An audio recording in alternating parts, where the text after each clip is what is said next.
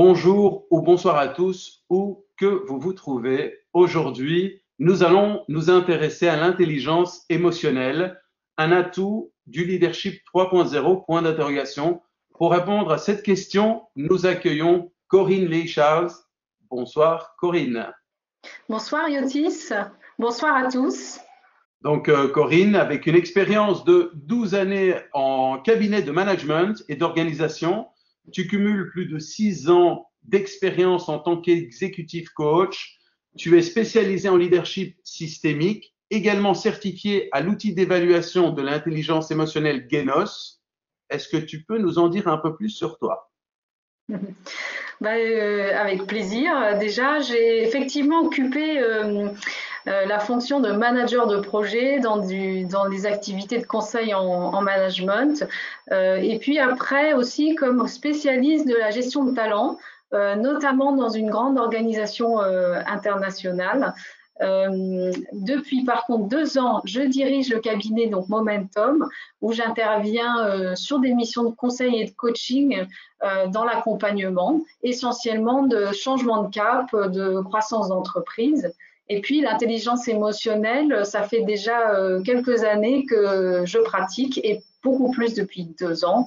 Et donc j'ai hâte de pouvoir partager un peu plus cette science que j'appelle donc une science des émotions avec vous ce soir. Alors, tu vas nous parler de l'intelligence émotionnelle et de leadership 3.0. Qu'est-ce qui t'a poussé à nous proposer ce sujet plutôt qu'un autre? Je crois que quand je souhaitais parler de leadership, c'était d'une part de pouvoir se dire finalement, chacun d'entre nous, on fait preuve plus ou moins fortement, avec courage certains jours et puis moins d'autres jours, de leadership. Donc chacun finalement peut s'identifier à ce thème et trouver peut-être un début de réponse à une thématique individuelle. Et en même temps, derrière ce mot leadership, souvent c'est un mot qui parle davantage aux organisations, aux entreprises, au milieu du travail. Et c'est important de pouvoir amener justement cette science des émotions dans ces organisations, dans ces environnements du travail. Et j'espère que je pourrai vous convaincre et que vous aussi aurez plus d'arguments à l'issue de cet échange pour convaincre vos clients, les organisations ou les collectifs que vous accompagnez de votre côté. Moi, de mon côté, je m'éclipse et je t'invite, Corinne, donc à commencer ta présentation. Bon, écoutez, merci d'abord de me porter votre attention. Je vais vous dire quelques mots supplémentaires qui me concernent. Donc, effectivement, Genos est un modèle d'intelligence émotionnelle plus récent dont je vous parlerai un peu plus en détail. Et je suis praticienne de ce modèle et de cette pratique depuis 2 ans. Et je suis également, comme je pense un grand nombre d'entre vous, coach ICF depuis un certain nombre d'années, avec une pratique en France, mais aussi internationale. J'ai ma famille située ici en France, mais je suis originaire d'autres continents, dont l'Australie, l'Espagne, et mes ancêtres ont voyagé, émigré à différentes reprises, et ce qui m'a donné, je crois, le goût et puis peut-être la compétence d'accompagner les croissances, d'accompagner les transitions, d'accompagner le passage de cap, comme on le dit quelquefois. Et c'est assez naturel que j'accompagne du coup en entreprise des personnes, des équipes qui ont des questionnements, voilà, comment accompagner une croissance, comment se redéployer, comment changer nos façons de faire vu un contexte différent et du coup trouver une nouvelle place. À partir de là, j'avais aussi envie de vous préciser un petit peu le menu de ce webinaire qui sera court mais j'espère intense. La première idée, c'était de vous donner un petit peu ce que j'appelle la science des émotions et de parcourir la récente histoire de ces recherches qui finalement n'ont que 20 ou 30 ans. De s'attarder un petit peu sur le modèle économique ou en tout cas sur la manière dont on peut convaincre qu'il faut investir cette science. Et puis enfin, vous donner quelques cas d'application de notamment ce modèle et de voir si cela peut avoir résonance avec votre pratique à vous en tant que coach, que peut-être formateur, que facilitateur, que RH, que manager, voilà, qui êtes vous aussi dans les entreprises. Alors, si vous êtes prêts, on peut se lancer. J'avais envie déjà de démarrer avec vous cette soirée avec un petit temps pour soi. C'est sûr que c'est la fin de journée et en même temps, peut-être il s'est passé beaucoup de choses justement dans cette journée.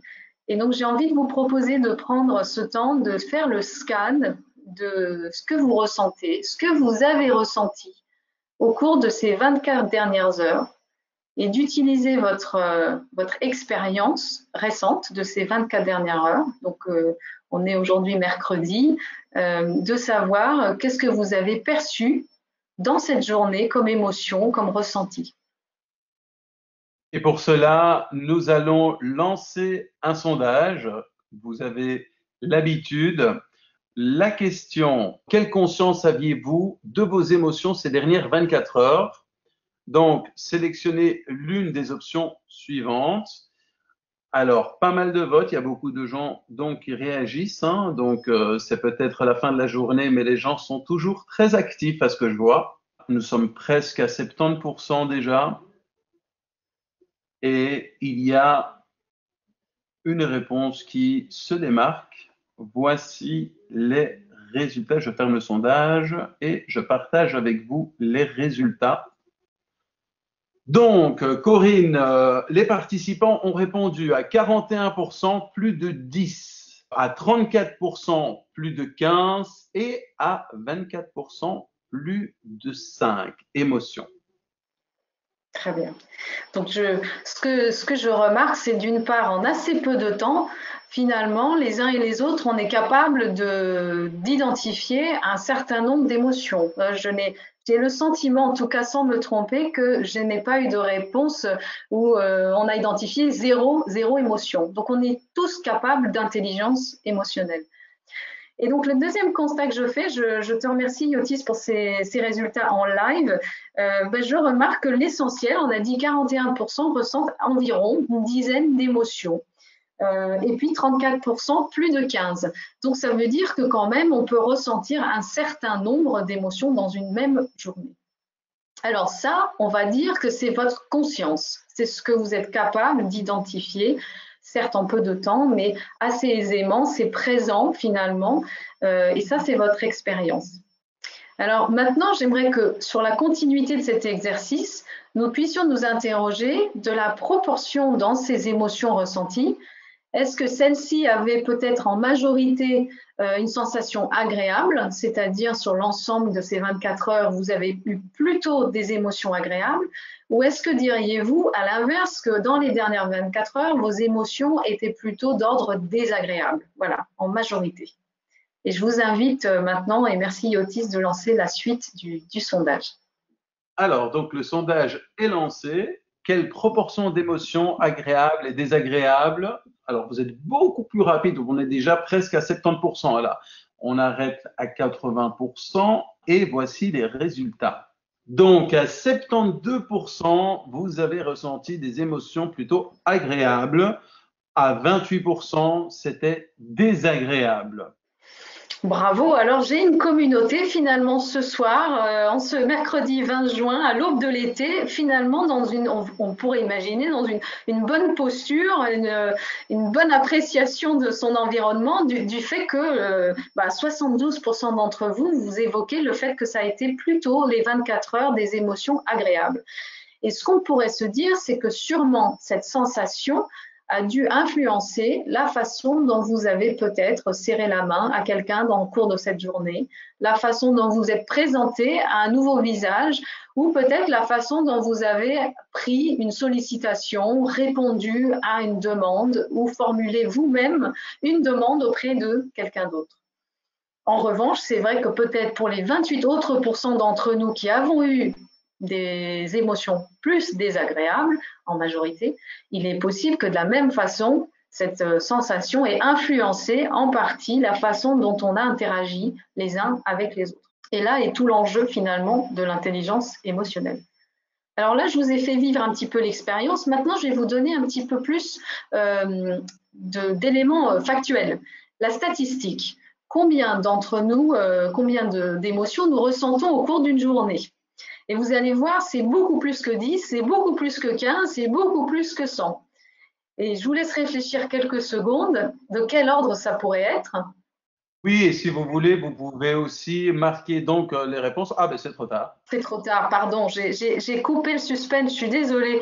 Mais fréquemment, on n'imagine pas que c'est à ce point. C'est 15 000 qui sont en fait répartis à 50% agréables et les scientifiques et médecins nous disent à 50% désagréables.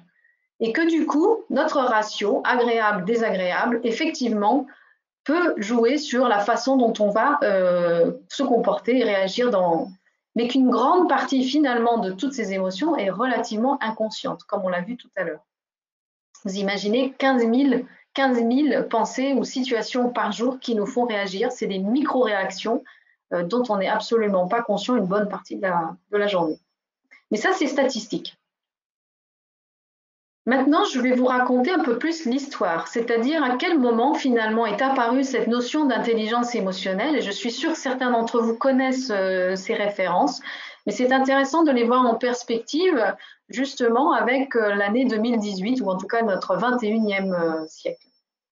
Corinne, nous avons Oui. deux questions, plutôt même trois. Je pense que c'est important peut-être d'y répondre. Est-ce que chaque pensée est une émotion de la part de Sarah? Alors, on va y venir justement dans un instant. On me pose souvent cette question.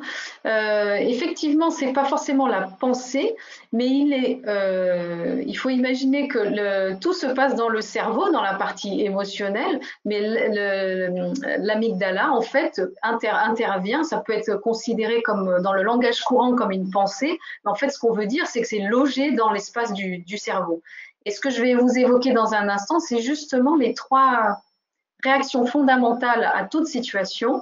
On a d'une part cette notion il y a une situation, j'enregistre du coup une pensée. La pensée va ensuite générer une réaction physiologique. Je vais peut-être avoir peur parce que justement la situation est menaçante et donc la réaction physiologique, c'est de l'adrénaline qui circule dans mon organisme. Et le troisième fondamental d'une émotion, c'est je réagis. Et dans le cas d'une peur, on peut peut-être nous voir sursauter. J'aurai une réaction physique, un comportement peut-être avec les yeux écarquillés. Donc souvent, c'est une combinaison de choses, une émotion. C'est une situation qui génère trois fondamentaux, et je vais y venir dans un instant. Et c'est vrai qu'on peut résumer ça quelque part à des pensées. Chaque situation suscite une réaction du cerveau qui va ensuite générer des flux sanguins, une pression artérielle, ça peut être des hormones, et ensuite on aura une réaction comportementale que vous allez plus ou moins voir ou que votre interlocuteur va plus ou moins observer. Dans cet aspect, c'est un peu une définition plus, on va dire, assez moderne du 21e siècle justement de l'émotion. C'est exactement ce que je venais d'expliquer. Il y a trois éléments distincts qui se produisent en même temps. C'est des microsecondes, on est assez peu conscient. On est plus conscient quand l'émotion est très forte, mais sachez que c'est toujours le cas et ça peut être observé par les médecins. Donc, il y a une situation donnée, ça peut être j'ouvre le courrier et j'ai une mauvaise nouvelle.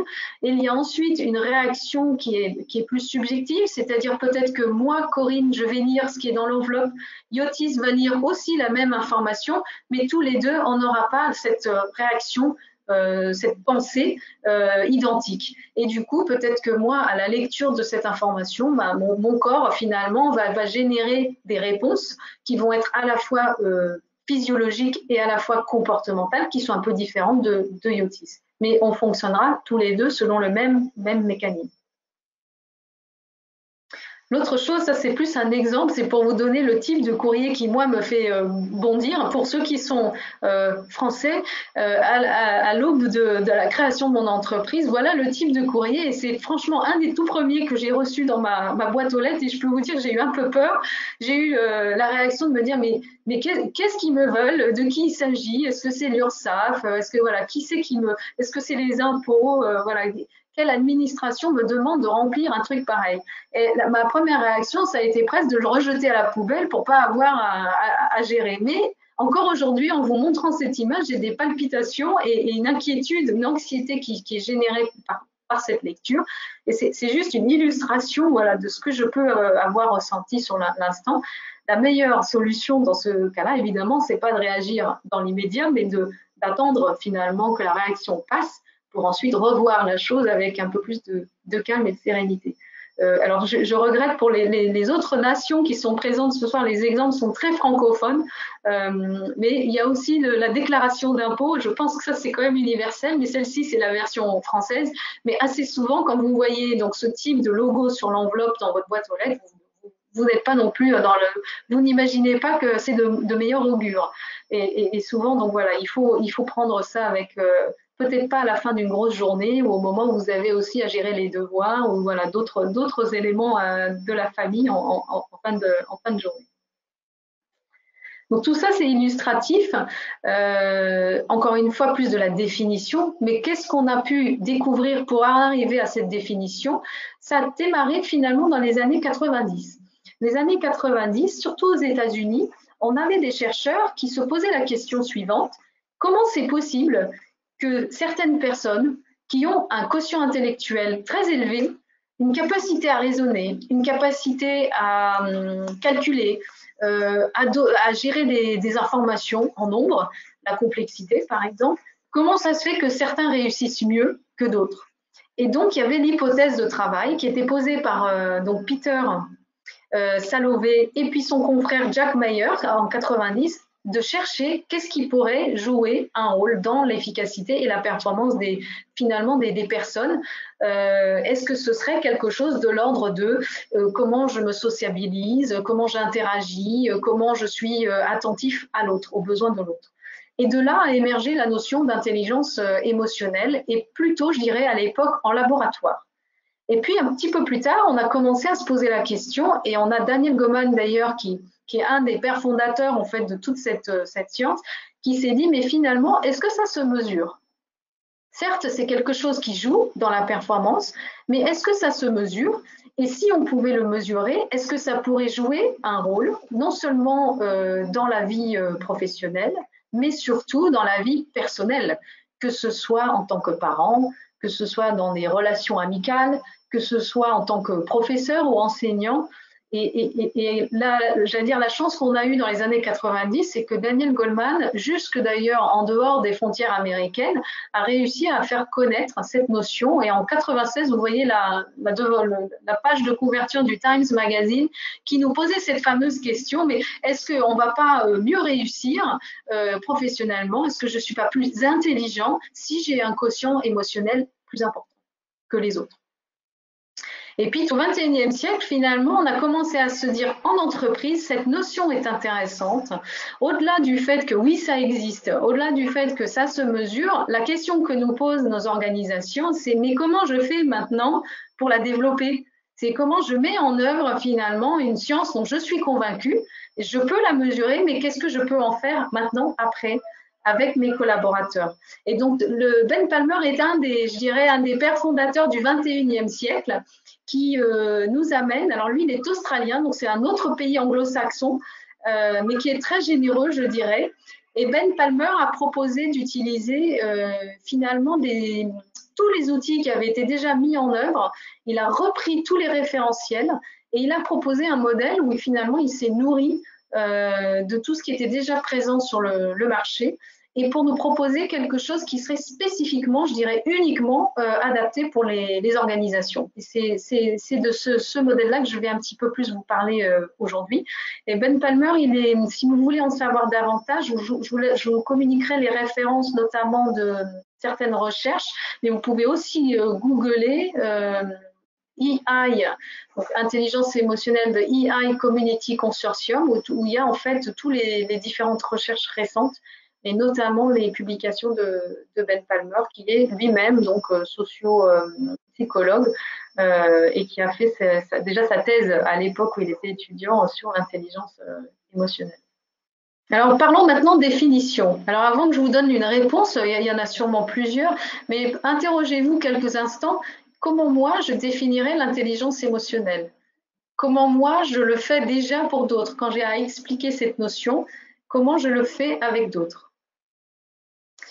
Et je vais vous proposer maintenant une définition que je trouve assez intéressante, qui est sûrement pas l'unique, mais elle a le mérite, je trouve, de clarifier certaines choses. Alors, c'est une définition donc de Ben Palmer, c'est pas la mienne, je ne me l'approprie pas, mais je la trouve très intéressante. Il dit, finalement, est-ce que l'intelligence émotionnelle n'est pas d'abord la capacité à répondre quand elles sont désagréables pour moi? Comment je les gère? C'est-à-dire, j'en suis conscient et je les gère.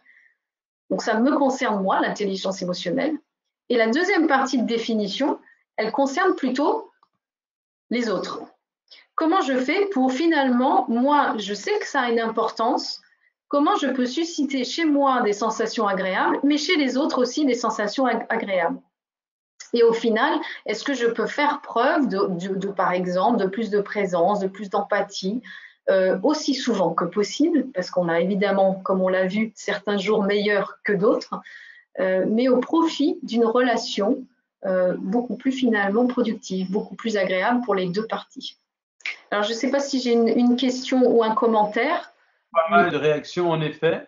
Il y a Laurent qui nous a proposé comme définition, c'est la capacité à interagir avec ses émotions.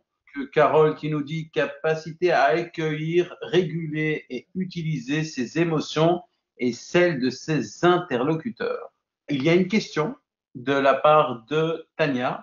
Quelle description donneriez-vous d'un coach émotionnellement intelligent?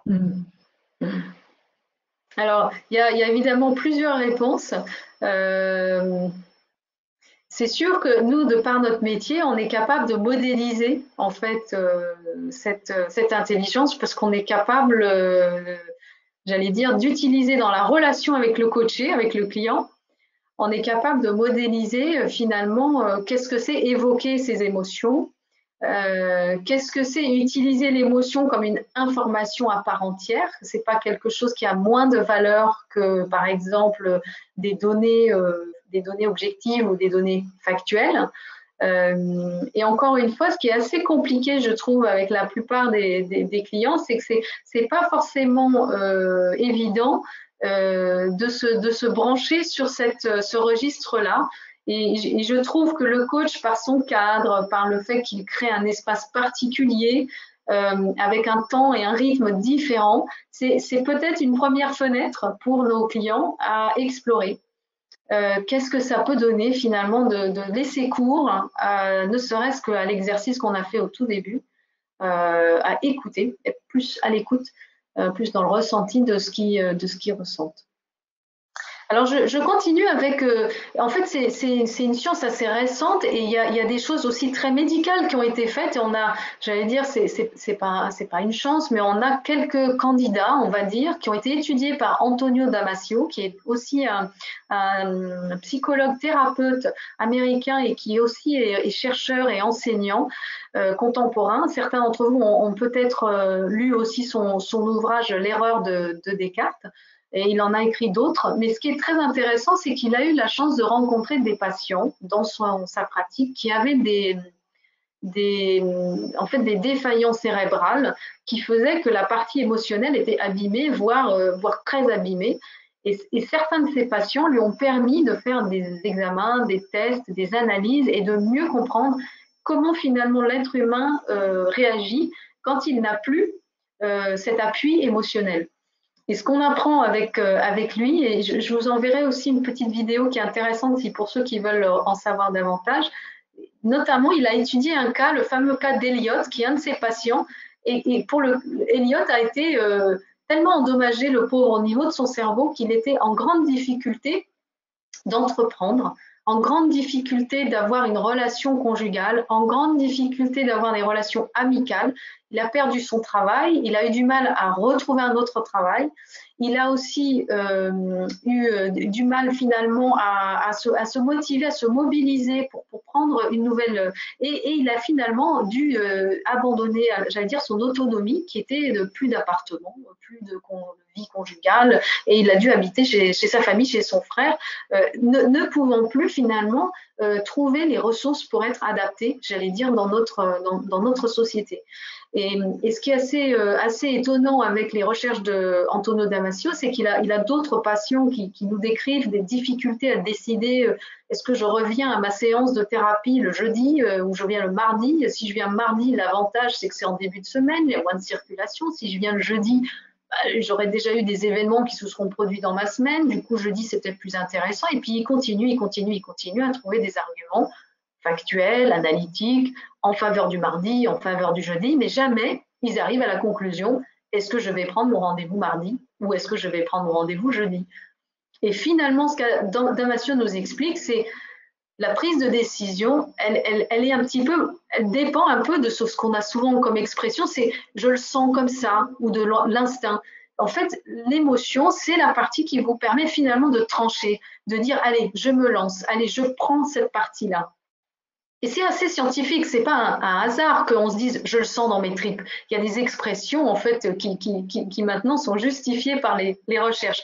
Mais on pourrait penser qu'il y a une espèce de raison des émotions. Les émotions nous permettent finalement d'arriver à des conclusions parce qu'elles font référence à des situations passées, à des images qu'on a identifiées comme étant positives, agréables, ou des situations négatives, désagréables. Et du coup, la circulation, c'est pas le bon moment. Le fait d'avoir plus d'expérience, par exemple, et pouvoir raconter ça à son thérapeute, c'est quelque chose de plus riche. Et la décision, elle va reposer finalement plus sur cet instinct, voilà, sur ce qu'on va appeler la raison des émotions. Alors, si on est convaincu à ce stade de la présentation que les émotions existent, qu'elles ont du sens, qu'elles impactent nos décisions, nos comportements et probablement nos réactions, nos interactions avec autrui, alors on pourrait commencer à se dire, mais qu'en est-il dans nos organisations? Qu'en est-il pour nos clients? Qu'en est-il même pour nous dans nos communautés de coachs ou dans les différents rôles que nous avons à tenir? Et c'est là que j'ai envie de venir à la discussion avec vous sur l'intelligence émotionnelle et la performance. Alors, j'ai des exemples un peu peut-être anecdotiques, mais que je trouve très intéressants pour toucher du doigt ce qu'on entend par là. Le premier exemple, alors c'est un exemple, encore une fois, anglo-saxon, j'en suis tout à fait consciente, mais je trouvais que l'exemple était intéressant.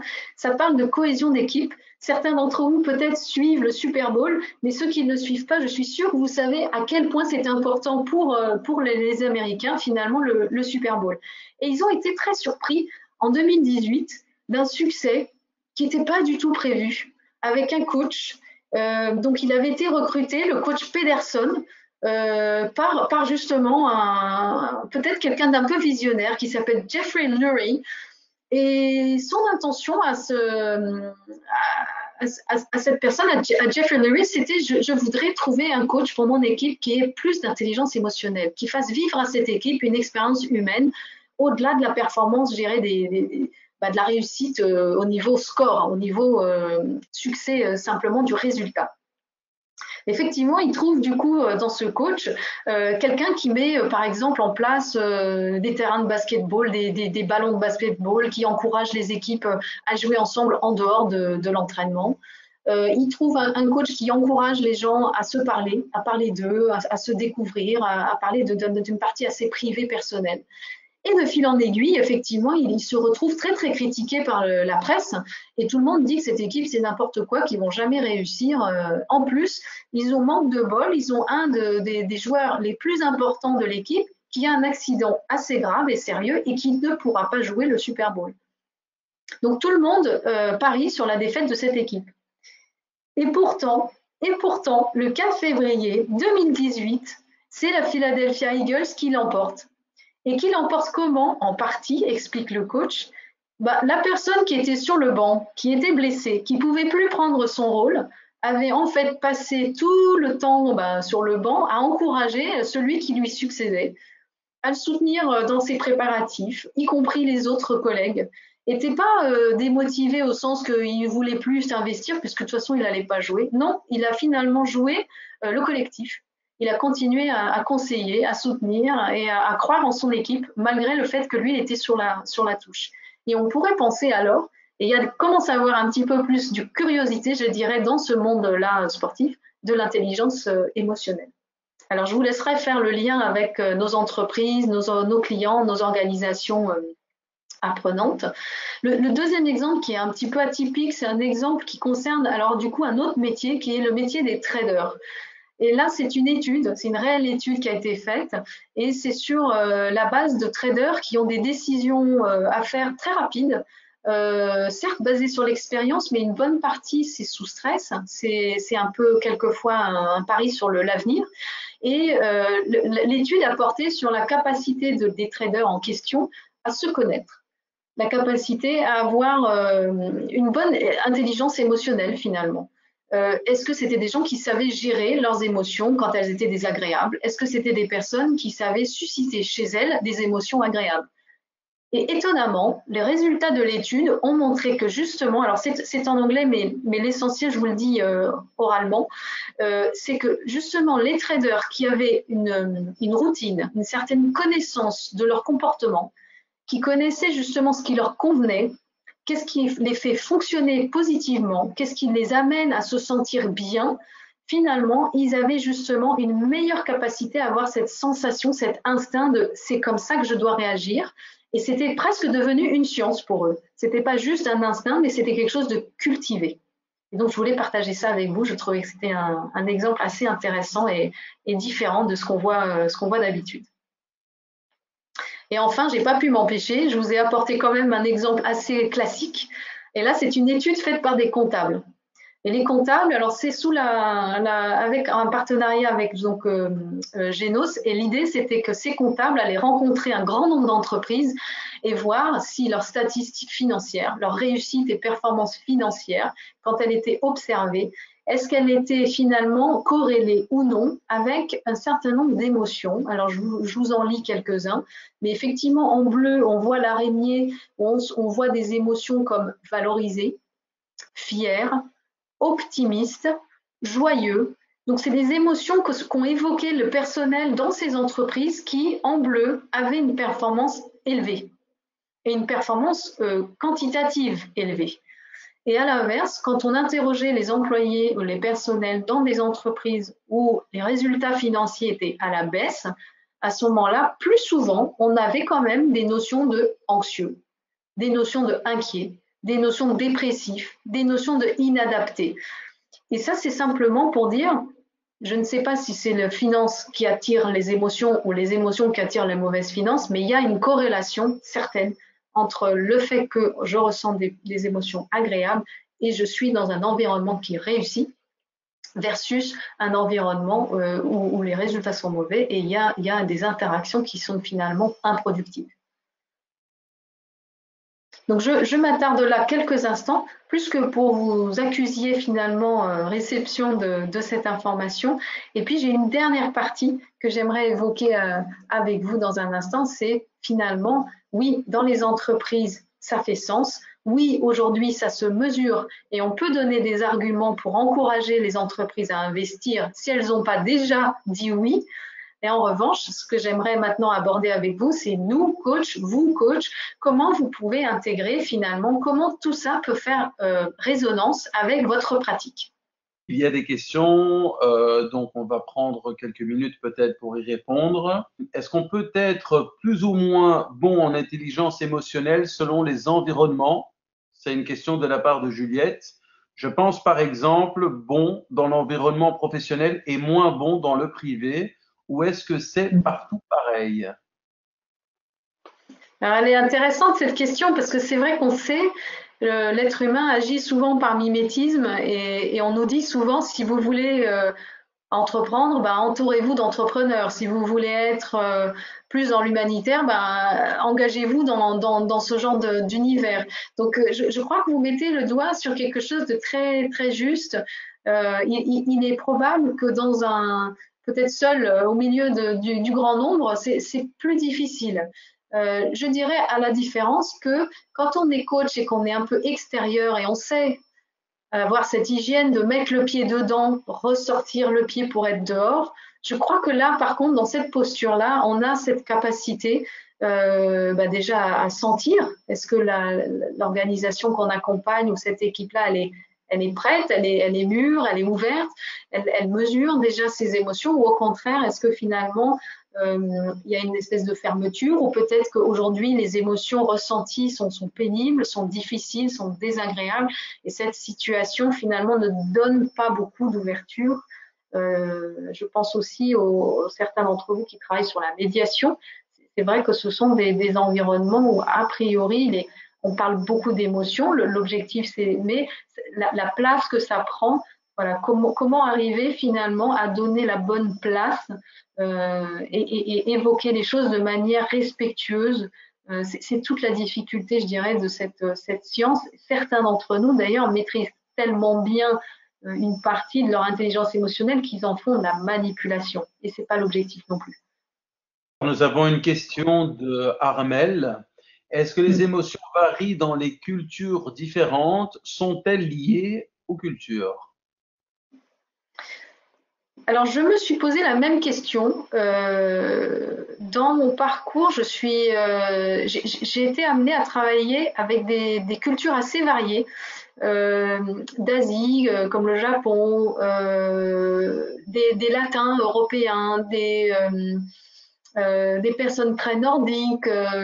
Et en fait, je me suis aperçue que finalement, les a priori que j'avais n'étaient pas fondés. L'intelligence émotionnelle ou le fait de ressentir, c'est finalement universel.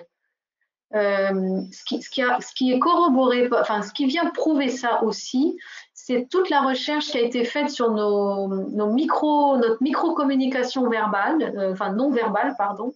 Cette micro-communication, on la retrouve dans toutes les sociétés et communautés du monde.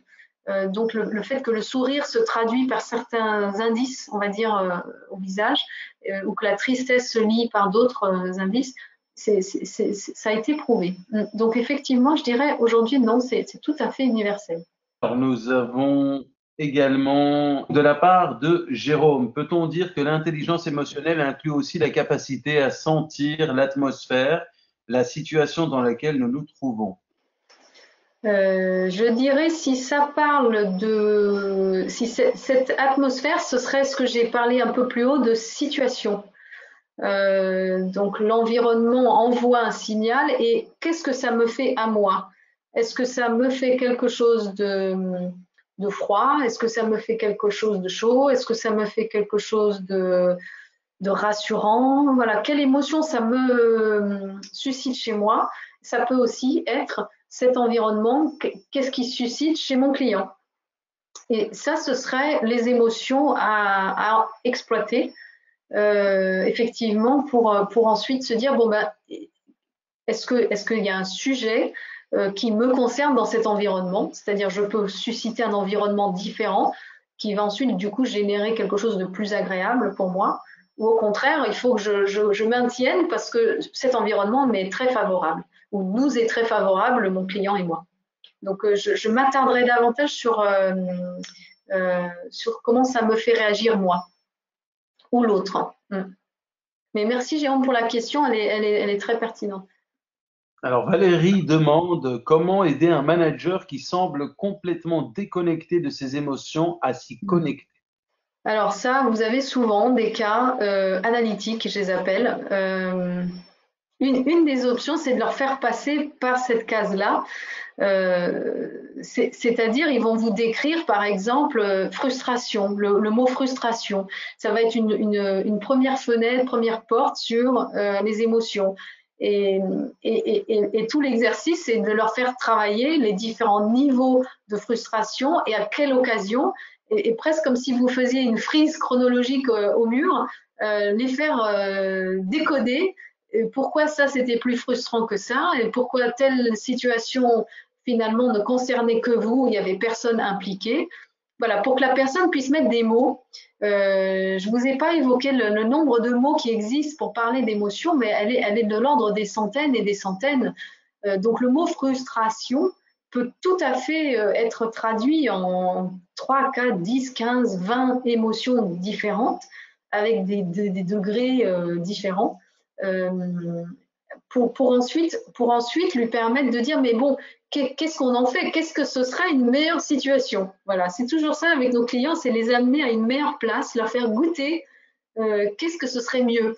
Et du coup, par différence, commencer voilà, à leur faire comprendre, ils ont la capacité, on a tous la capacité à ressentir. C'est la question d'après, est-ce que je peux les utiliser? Est-ce que c'est des informations? Ou est-ce que je ne les regarde pas? J'utilise que le cerveau de devant, là, le cortex, et je ne fais confiance que aux données, aux chiffres, à ce qui fait sens pour moi. C'est tout notre art finalement.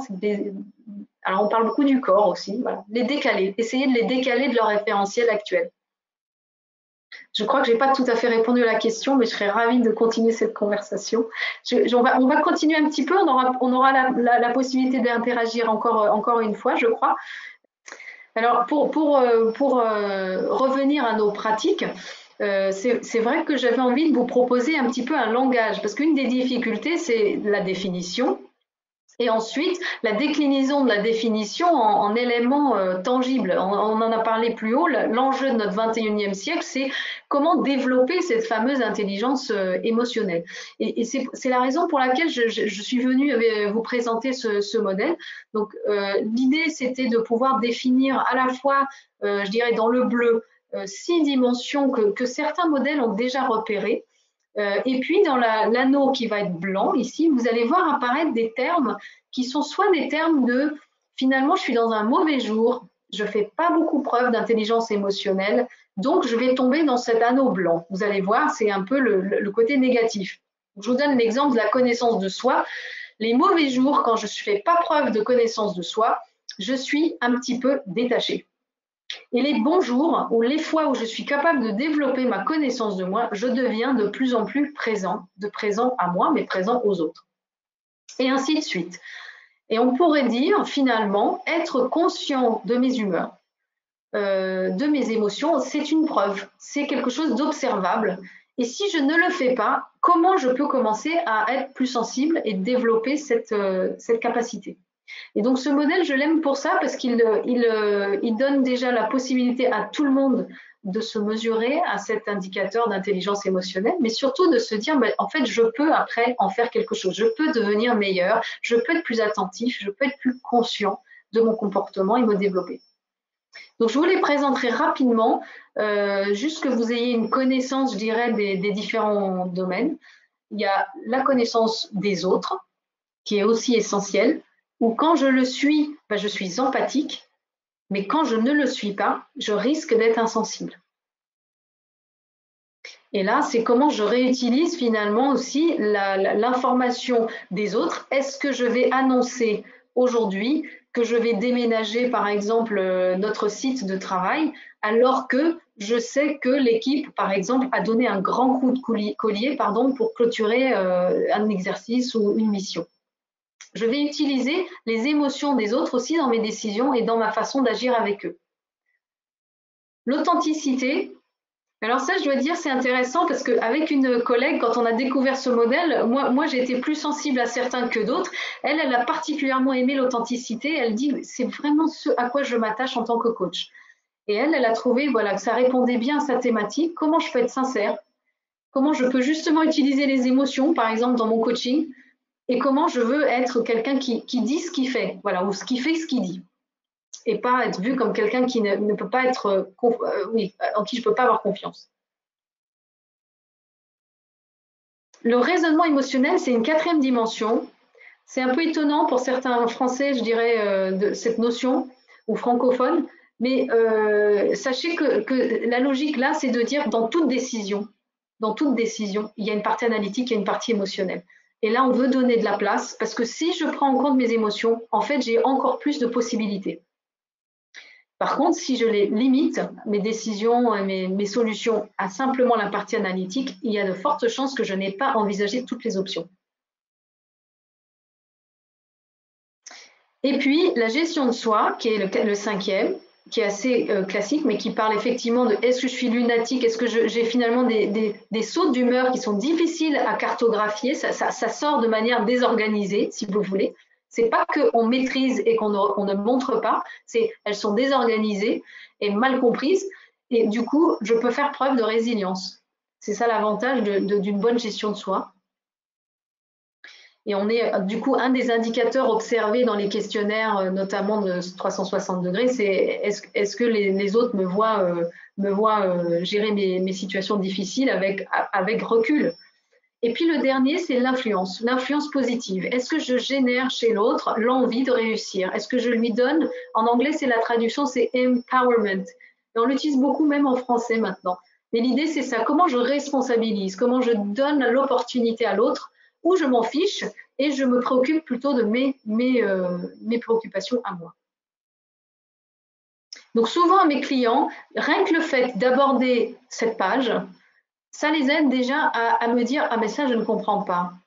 Mais ça vous êtes sûr que ça a un rapport avec l'entreprise, et ça leur permet, et ça me permet de voir qu'est-ce qui est plus ou moins évident, plus ou moins simple, et peut-être plus ou moins le sujet de travail, que ce soit pour eux ou en tant que manager, que ce soit eux vis-à-vis de leurs équipes. Et puis on peut passer honnêtement beaucoup de temps rien qu'en atelier de formation, on peut aussi passer pas mal de temps en sensibilisation rien que sur cette page et cette roue. Alors ma question auprès de vous, je vais réafficher, la roue sera plus facile peut-être, mais c'est surtout de vous poser la question, est-ce que tout cela, est-ce que ces différents termes, ce langage, ils résonnent pour moi? Est-ce qu'ils résonnent avec ce que je fais moi en tant que coach? Ou est-ce que ça pose des questions? Et si vous pouvez nous répondre dans le chat, ce serait formidable. Tout à fait. Moi, je lirai vos réponses, donc n'hésitez pas. Armel nous dit ça résonne totalement. Résonne totalement également pour Jacinthe. J'espère que je le dis bien. Alors oui, parfaitement. Authenticité résonne complètement. J'y adhère complètement. Ça répond complètement dans le coaching et dans la vie personnelle de la part d'Isabelle. Stéphane nous dit ça résonne complètement également. Ça me parle à 200% donc de la part de Samia. Cela résonne complètement en effet de la part de Francine. Brigitte, outil génial qui donne une structure à ce que je pratique. Oui, j'adhère totalement de la part de Annie. Rim qui nous dit oui, c'est ça. Irène qui nous dit pas encore beaucoup de pratique, mais ça me donne le sentiment d'être dans la bonne voie, de l'intégration de l'intelligence émotionnelle dans ma vie personnelle. Marie-Louise nous dit cela ressemble à la roue dans le livre de l'intelligence du cœur. Valérie, top, mais vous pouvez plus expliquer le raisonnement émotionnel, expansif, restreint, veille à l'éthique dans ses décisions. Alors effectivement, souvent, moi j'aime beaucoup ce que vous dites, c'est-à-dire qu'effectivement ça résonne aussi avec ma vie personnelle. Moi je dois dire que je suis arrivée à ce modèle plus parce que j'avais un besoin personnel de me comprendre, de comprendre pourquoi les autres ne me comprenaient pas, ou j'avais l'impression de ne pas savoir me faire comprendre. Et ensuite, j'ai découvert sa puissance, je dirais, auprès du monde que j'accompagne, du monde des entreprises où il y a beaucoup d'autres gens qui n'ont pas eu cette chance de croiser ce savoir. Sur le sujet aussi de le raisonnement émotionnel que vous évoquez, souvent j'ai cette question parce que c'est un peu antinomique dans nos sociétés de se dire émotion, raisonnement, est-ce que finalement il y a pas quelque chose qui cloche? Et l'expansif, c'est simplement de dire si je sais qu'aujourd'hui est une très bonne journée, que je me suis levée du bon pied, probablement c'est le bon jour pour commencer à entreprendre la prise de contact avec un nouvel interlocuteur ou un nouveau contact. Parce que je vais dégager justement cette sérénité, ce bien-être, je vais avoir confiance en moi. Et donc, le côté, j'ai plus d'options, je peux étendre les possibilités des choix que j'ai dans la vie, que peut-être habituellement, mon raisonnement va être de dire, ah ben non, les clients, ils sont disponibles à l'heure du déjeuner, donc je n'appelle que entre midi et 14 heures. Ça, c'est une décision analytique. En revanche, je peux appeler entre midi et 14 heures, mais les jours où je suis particulièrement en émotion agréable, parce que là, je sais que j'aurai probablement plus de chances d'engager une conversation constructive. Et restreindre, c'est donc l'opposé de expand. En fait, c'est peut-être aussi une traduction, mais expand, c'est étendre les possibles. Et c'est vrai que l'éthique, mais aussi l'émotion, voilà, c'est comment j'intègre ce qui n'est pas palpable, ce qui ne semble pas palpable dans nos cultures, dans la façon dont je décide. Ce qu'il faut savoir également, et j'aimerais peut-être clôturer sur un ou deux exemples de cas très très pratiques où je suis amenée à travailler avec mes clients. J'ai deux histoires pour vous. La première histoire, c'est l'histoire d'une jeune femme américaine qui travaille en France et qui est chef de projet ou expert, on va dire, dans son domaine, et qui avait du mal, en tout cas quand on m'a fait appel à moi, elle n'a pas de hiérarchie, elle n'a pas de responsabilité hiérarchique, mais elle a énormément de personnes qu'elle a besoin d'influencer. Elle a le savoir et elle doit étendre ce savoir, cette expertise dans notre institution. Et l'idée m'est venue immédiatement d'utiliser l'intelligence émotionnelle. J'ai validé avec elle, est-ce que ce serait d'accord qu'on travaille sur un 360 où au lieu de faire des comportements d'entreprise classiques, on choisisse un 360 uniquement sur cette dimension-là, enfin ces différentes, les 6 domaines que vous voyez là présents à l'écran. Elle m'a répondu par l'affirmative. On a préparé en intelligence émotionnelle toute la communication qu'elle allait faire auprès des gens qui allaient répondre pour ce feedback.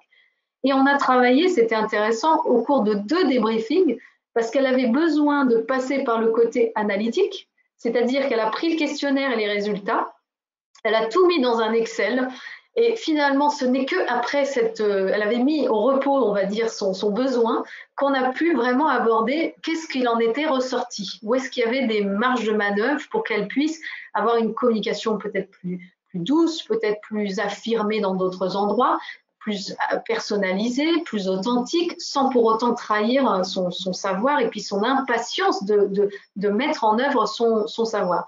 Et pour moi, ça, c'était un vrai succès d'utilisation, en tout cas de l'exercice 360, mais appliqué à l'intelligence émotionnelle.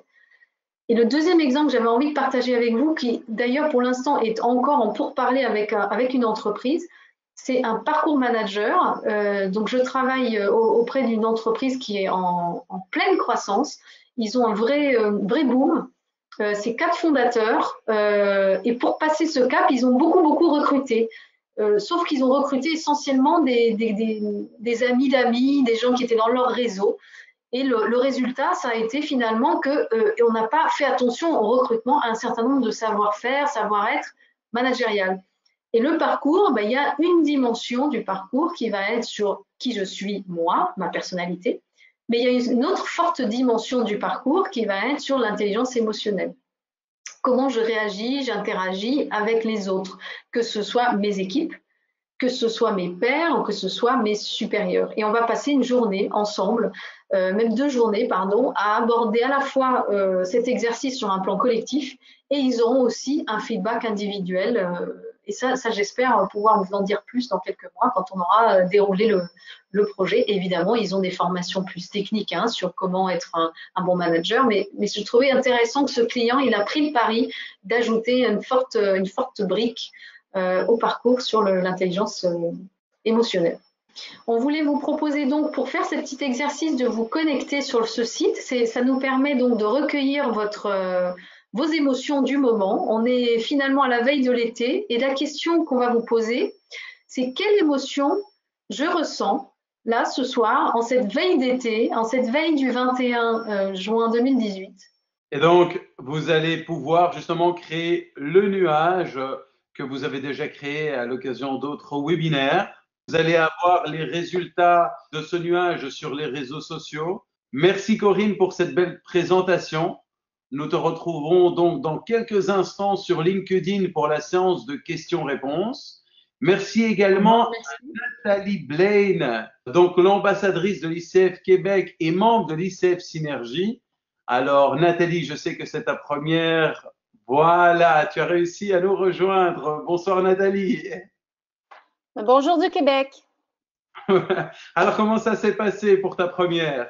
Je pense que ça s'est bien passé avec une conférence tellement intéressante et qui nous présente un modèle en intelligence émotionnelle que je n'avais jamais entendu. Alors, je vais vite aller voir ce modèle pour en apprendre davantage.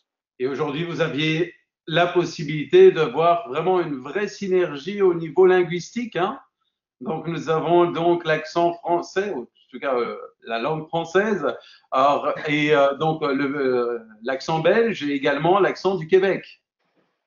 Tout à fait. Donc, au nom de toute l'équipe de l'ICF Synergie, je vous souhaite un agréable été et je laisse à Corinne le mot de la fin. Je suis très curieuse, Yotis, en fait, de voir le nuage. Je dois dire, je me dis, est-ce qu'on a aussi des émotions si positives que déclarées en début de ce webinaire? Écoute, surprise sur notre page ICF Synergie sur Facebook, je peux te dire que nous sommes entre 250 et 300 réponses actuellement sur ce nuage. Super. Il y a un mot qui se dégage, mais je laisse le suspense pour les réseaux sociaux.